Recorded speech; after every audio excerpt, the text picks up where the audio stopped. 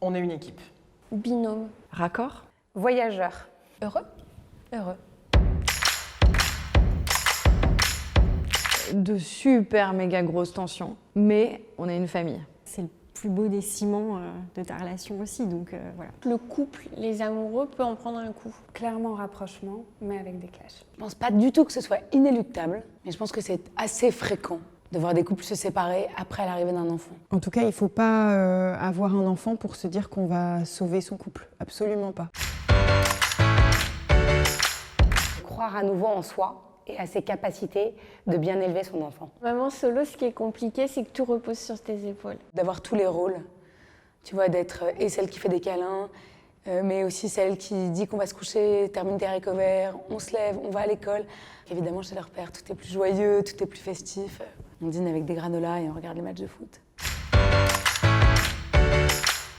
Apprendre à vivre à trois. Faire une place à l'autre. C'est de se dégager du temps pour le couple. De ne pas s'oublier. Retrouver du temps pour soi. C'est de comprendre que l'autre est différent. Il ne faut pas avoir peur d'inventer quelque chose de nouveau.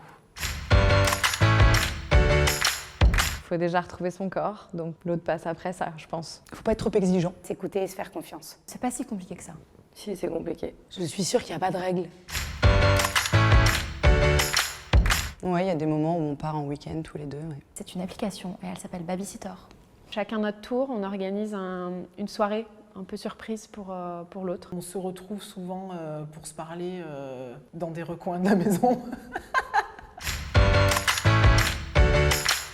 On essaye d'être sur la même ligne. Chacun sa recette. Mais on crée une ligne commune. On est très opposés et donc au fur et à mesure, on essaye chacun de se rapprocher l'un de l'autre. Au troisième, à mon avis, on est sur des rails.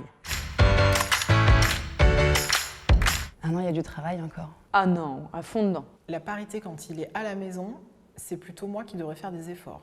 Moi, j'ai eu de la chance, j'ai une belle-mère féministe. Alors, je pense que la parité est nécessaire, surtout parce que je trouve que les hommes en ont vachement envie.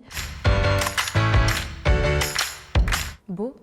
T'es un super papa. Il est génialissime quand il est là. Papa cool. Calme. Ferme. Un super papa. Exceptionnel. Attentif. Parfait. La bienveillance.